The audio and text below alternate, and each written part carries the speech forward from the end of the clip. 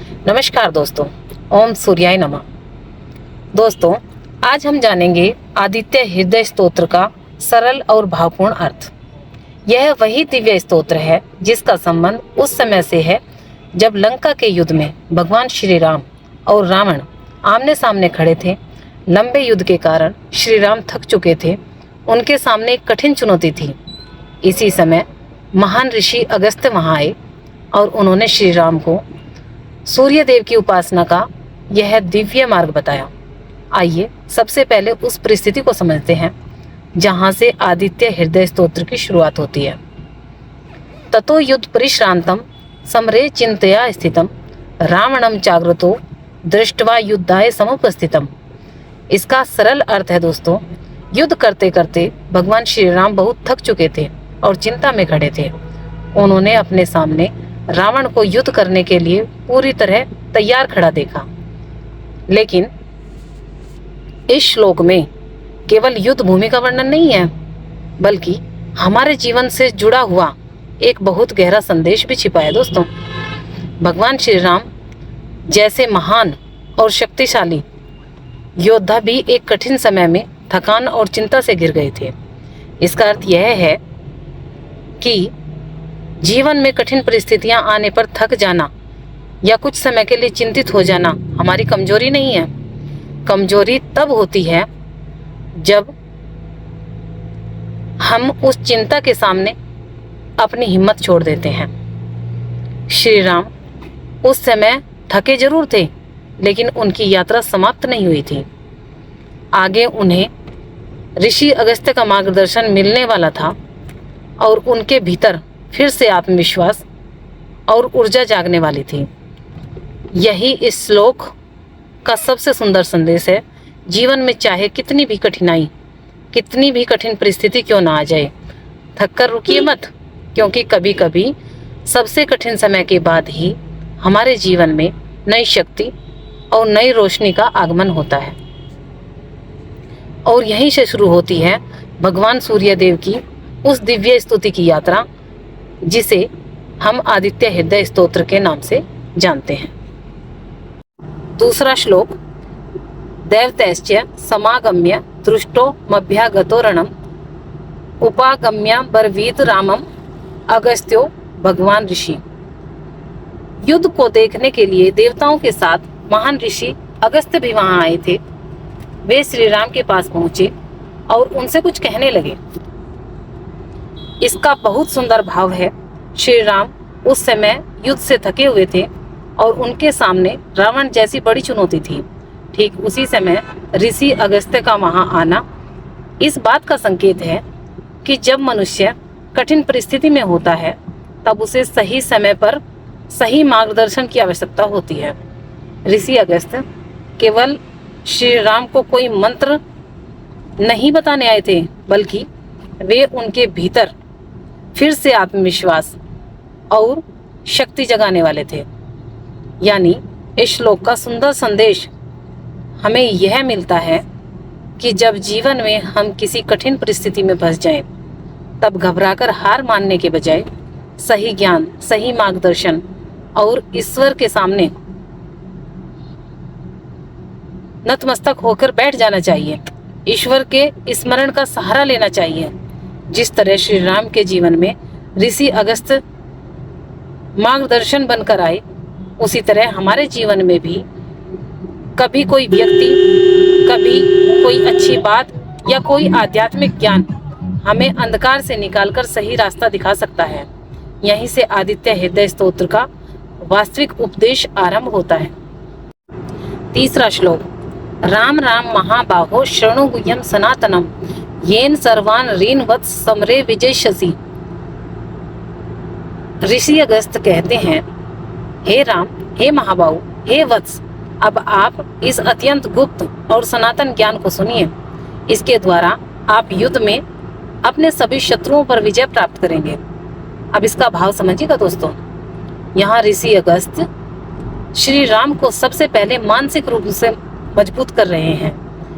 वे उनसे यह नहीं कहते कि सामने रावण बहुत शक्तिशाली है या युद्ध बहुत कठिन है, बल्कि वे श्री राम के भीतर यह विश्वास जगाते हैं कि आप विजय प्राप्त करेंगे।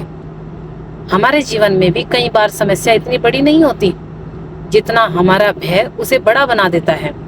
ऐसे समय में सही ज्ञान और विश्वास हमारे भीतर की शक्ति को फिर से जगा सकते हैं। यहाँ शत्रु का अर्थ हम अपने जीवन के भीतर के शत्रुओं से भी समझ सकते हैं, जैसे भय, निराशा, क्रोध, अहंकार और नकारात्मक विचार। इस श्लोक का संदेश है, जब मन सही ज्ञान से जुड़ता है और भीतर विश्वास जागता है, तब कठिन से कठिन परिस्थिति का सामना करने की शक्ति भी पैदा हो जाती है।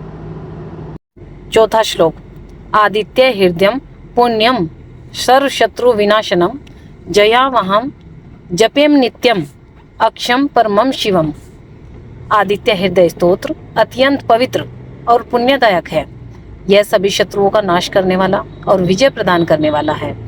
इसका नियमित जाप मनुष्य को अक्षय और परम कल्याणकारी फल प्रदान करता है। अब इसका भाव समझिए दोस्तों।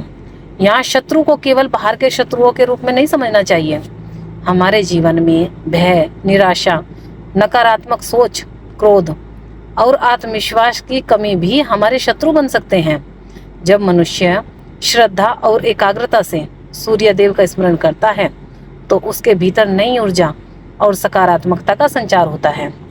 इस श्लोक का गहरा संदेश है कि बाहरी परिस्थितियों पर विजय पाने के लिए या विजय पाने से पहले हमें अपने भीतर के भय और कमजोरी पर विजय पाना बहुत जरूरी है। सूर्य देव प्रकाश के प्रतीक हैं, इसीलिए उनका स्मरण हमें अंधकार से प्रकाश की ओर, निराशा से आशा की ओर और कमजोरी से आत्मविश्वास की ओर ले जाने की प्रेरणा देता है। यही कारण है कि ऋषि अगस्त्य श्री राम को इस स्तोत्र का महत्व समझा रहे हैं, क्योंकि आने वाले युद्ध में केवल शारीरिक शक्ति ही नहीं बल्कि मन की शक्ति और आत्मविश्वास भी उतना ही आवश्यक है। पांचवा श्लोक, सर्व मंगल मांगल्यम सर्व पाप प्रणाशनम चिंता शोक प्रशमनम आयुर्वर्धनम उत्तमम। यह स्तोत्र सभी मंगलकारी वस्तुओं में सबसे श्रेष्ठ मंगलकारी है। यह पापों का नाश करने वाला, चिंता और शोक को शांत करने वाला तथा आयु को बढ़ाने वाला उत्तम साधन है। अब इसका भाव समझते हैं दोस्तों। इस श्लोक में सूर्य देव की उपासना से मिलने वाले कल्याणकारी प्रभावों का वर्णन किया गया है। जब मनुष्य चिंता और दुख से घिर जाता है, तब ईश्वर का स्मरण उसके मन को स्थिर करने और भीतर से मजबूत बनाने में सहायता करता है। यहाँ चिंता और शोक का प्रशमन हमें यह संदेश देता है कि जीवन में परेशानियां आएंगी, लेकिन हमें उनके कारण अपने मन का प्रकाश बुझने नहीं देना है दोस्तों। सूर्य हर सुबह अंधकार को हटाकर प्रकाश लेकर आते हैं। उसी प्रकार हमें भी अपने मन की चिंता, निराशा और नकारात्मकता को दूर हटाकर आशा और सकारात्मकता की ओर बढ़ना चाहिए। इस श्लोक का भाव यही है कि जब मन में श्रद्धा, सकारात्मक सोच और आत्मविश्वास का प्रकाश जागता है तो कठिन परिस्थितियों का सामना करने की शक्ति भी बढ़ती है। छठा श्लोक, रश्मि मंतम समुदयंतम देवासुर नमस्कृतम पूजस्व विवस्वंतम भास्करम भुवनेश्वरम।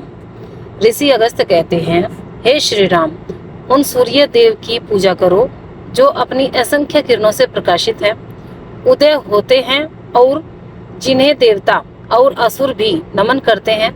वे विवस्वान हैं, प्रकाश देने वाले भास्कर हैं और पूरे संसार के स्वामी हैं। अब इसका भाव समझिए दोस्तों। सूर्य देव अपनी किरणों से पूरे संसार को प्रकाश देते हैं।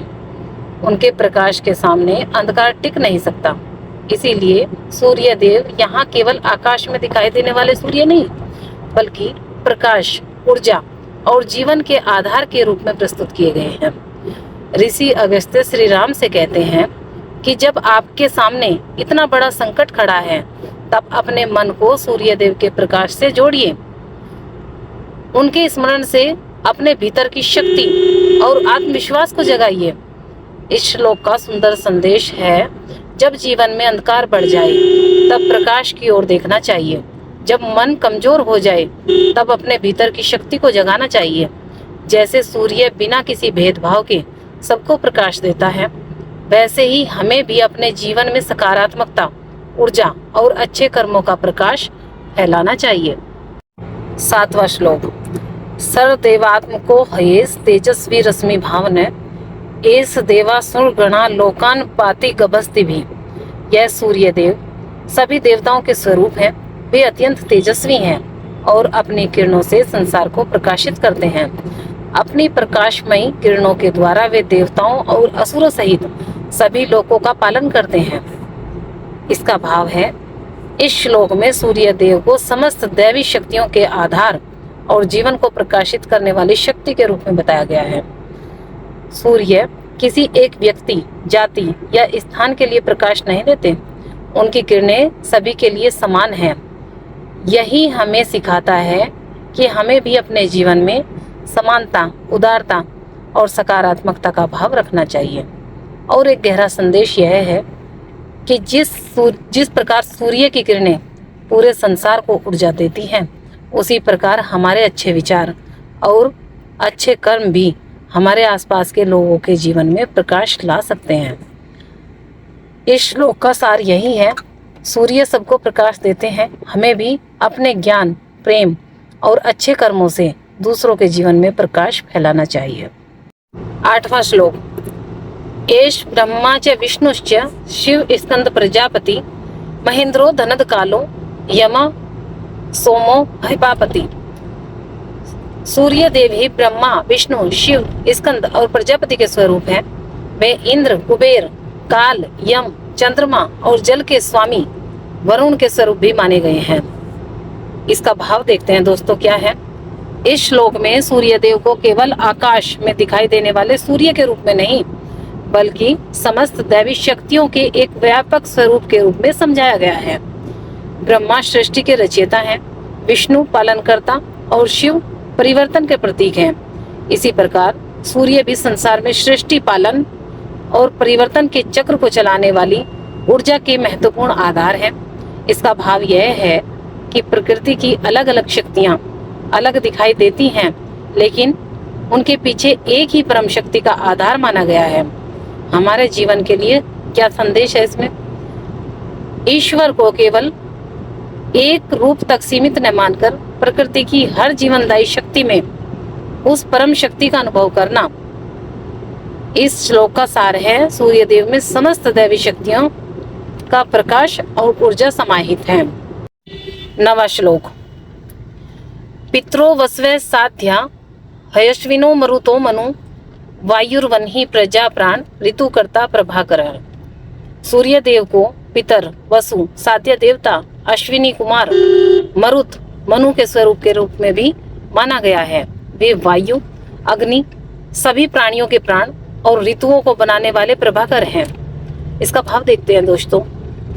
इस श्लोक में सूर्य देव को जीवन और प्रकृति के संचालन का आधार बताया गया है। सूर्य की ऊर्जा से वायु, जल चक्र, ऋतुओं का परिवर्तन और पृथ्वी पर जीवन की अनेक प्रक्रियाएं चलती हैं। जब हम कहते हैं कि सूर्य प्राण है, तो इसका भाव है कि सूर्य की ऊर्जा के बिना पृथ्वी पर जीवन की कल्पना करना कठिन है। और जब उन्हें ऋतुकर्ता कहा गया है, तो इसका अर्थ है कि प्रकृति में ऋतुओं के परिवर्तन और समय के चक्र में सूर्य की महत्वपूर्ण भूमिका है। इस श्लोक का संदेश है, जिस सूर्य के प्रकाश और ऊर्जा से प्रकृति और जीवन का चक्र चलता है, उसी सूर्य के प्रति हमें कृतज्ञता और सम्मान का भाव रखना चाहिए। 10वां श्लोक। आदित्य सविता सूर्य खग पूषा गभस्तिमान सुवर्ण सदृश्यो भानु हिरण्य रेता दिवाकरः।